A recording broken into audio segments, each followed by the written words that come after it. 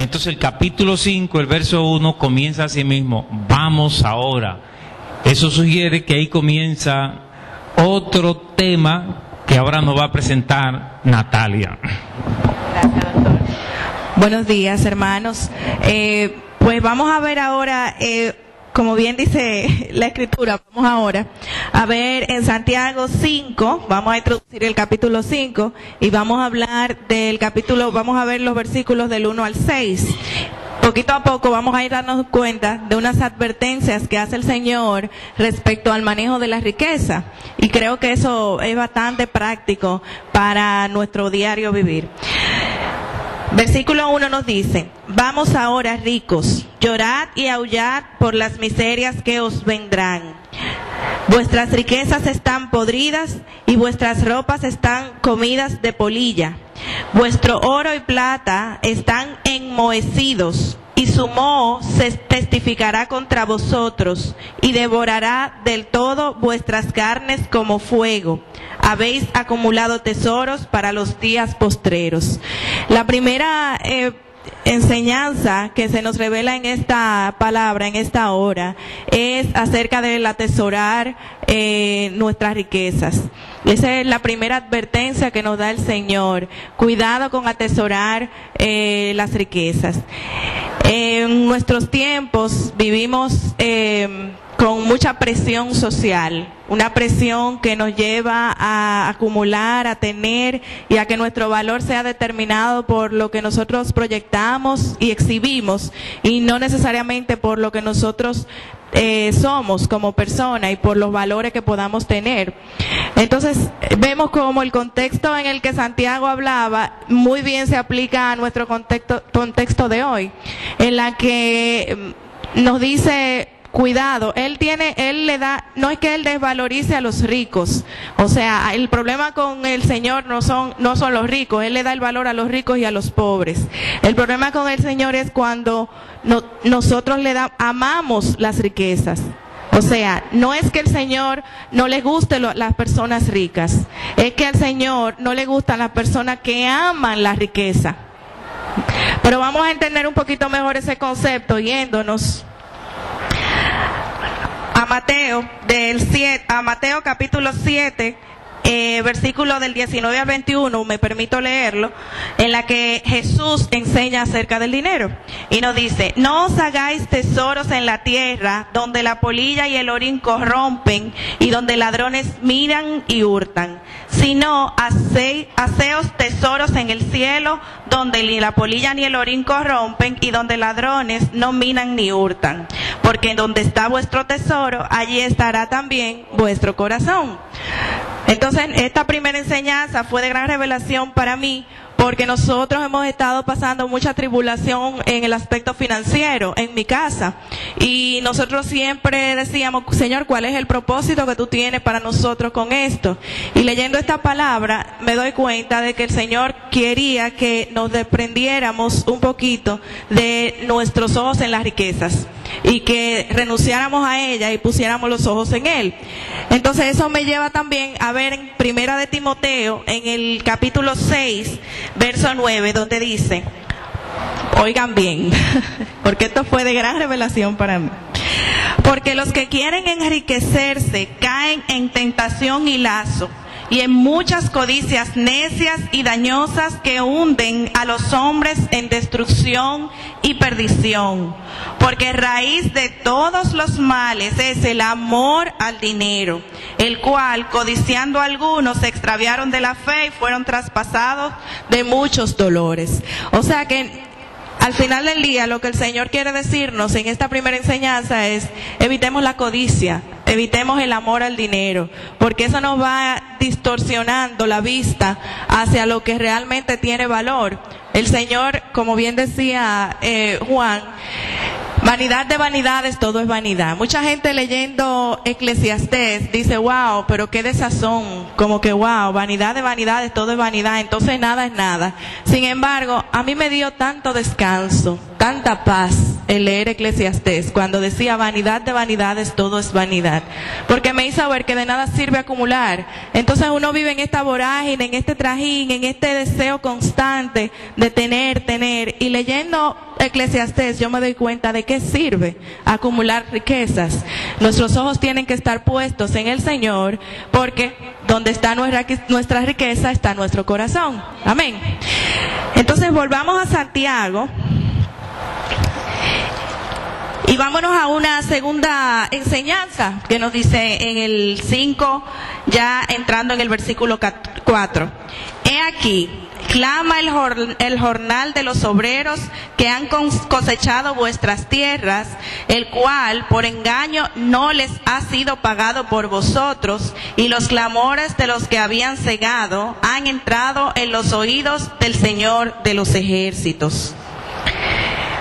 Hermanos, ahí el Señor nos habla un poquito de los obreros. ¿Quiénes son los obreros? Los obreros son las personas que trabajan para nosotros, los pobres. Aquí habla claramente de que hubo un engaño, o sea, los ricos no le estaban pagando a sus obreros, no estaban honrando todo lo que ellos habían trabajado. Y yo me pongo a pensar en todas las veces que hemos actuado con injusticia, lo que nos llamamos ricos porque estamos en una posición económica determinada y que tenemos que honrar compromisos con nuestros subalternos. Yo me pregunto, ¿y cómo se aplica eso en mí? Yo no soy rica. Pues miren, nosotros tenemos servicio en nuestra casa, la señora doméstica, nosotros tenemos una serie de personas que nos hacen servicios, por ejemplo, nos lavan el carro, o la persona que cuida, óyeme, y nosotros tenemos que pensar cómo nosotros a veces nos queremos aventajar de estas humildes personas. Así que no estamos muy lejos de ahí. Cuando nos hablan del rico y los obreros y los jornales, están hablando de todos nosotros, y de cuando estamos en un contexto en el que tenemos subalternos, nosotros tenemos que evitar engañarlos, porque a veces nosotros abusamos del débil porque no tiene cómo defenderse, y entonces trabajamos y nos saciamos de nuestro trabajo sin pensar en aquel que no ha recibido su cuota, su parte en este asunto. Entonces ahí nuestra segunda advertencia es que no explotemos a los débiles, a los obreros. Me fui a nuestros servicios de nuestra casa, pero también los que tienen empresas, váyanse a los empleados. Trabajemos en ver cómo podemos ser justos y cómo podemos devolverles a ellos lo justo por lo que han trabajado, y no engañarlos porque están en desventaja. Entonces esa fue la segunda gran enseñanza que Santiago nos hace ver en este verso 4. Seguimos leyendo en el verso 5. Habéis vivido en deleites sobre la tierra y sido disolutos. Habéis engordado vuestros corazones como en día de matanza. Habéis condenado y dado muerte al justo, y él no os hace resistencia. Y aquí básicamente es una tercera enseñanza que nos habla del desenfreno. A veces malgastamos, cometemos el pecado del banqueteo y de la gula, y se nos va la mano, hermanos, se nos va la mano. El Señor nos invita a no vivir en desenfreno, nos invita a que lo que tengamos tratemos de usarlo con prudencia y con moderación, pensando en los que menos tienen, pensando en su reino, pensando que el tiempo que tenemos en la tierra, como bien decía Juan, son 24 horas al día. ¿Qué hacemos en esas 24 horas al día? Las 24 horas al día las pasamos en placeres y en vanidad de vanidades. Tenemos que pensar cuánto de esto nosotros lo dedicamos al Señor, cuánto desenfreno vamos a quitar de nuestra vida para poner los ojos en el Señor. Cuántos hermanos, en lugar de nosotros gastar quizá el tiempo, el Señor no tiene nada en contra de que nosotros disfrutemos de la vida que Él nos ha dado y de las riquezas que ha puesto en nuestras manos, pero que además pensemos en trascender, pensemos en hablar con el hermano que nos queda al lado, con la familia que no le conocen al Señor, y nosotros sembrar allí. Y fíjense cómo eso nos invita a ser prudentes, evitar el desenfreno. Entonces ese es el tercer aspecto que vino a ser revelado en este libro de Santiago.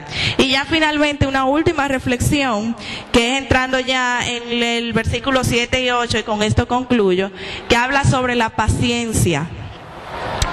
Wow, cuántas cosas ricas, cuánta sabiduría tiene este libro de Santiago. Paciencia en el sufrimiento, verso 7. Por tanto, hermanos, tened paciencia hasta la venida del Señor, y mirad cómo el labrador espera el precioso fruto de la tierra, aguardando con paciencia hasta que reciba la lluvia temprana y la tardía.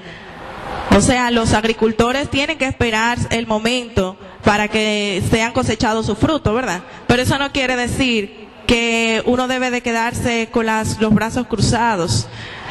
Aquí nos invita Santiago a que nosotros tenemos que tener paciencia, porque el sufrimiento el Señor permite que ocurra en nuestra vida, y la prueba para fortalecernos.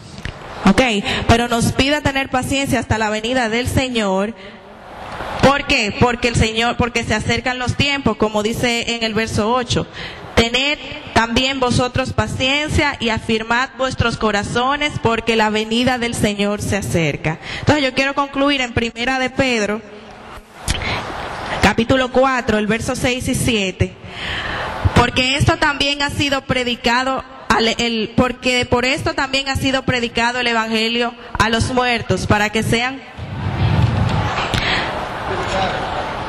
juzgados en carne según los hombres, pero vivan en espíritu según Dios. Mas el fin de todas las cosas se acerca. Oigan bien, sed pues sobrios y velad en oración. Entonces seamos sobrios, velemos en oración en el momentos de tribulación y sufrimiento, para que el Señor nos envíe la paciencia y la fortaleza para poder salir victoriosos de la prueba y poder continuar con los ojos puestos en Él, para poder heredar el reino de los cielos. Amén, hermanos. Bendiciones.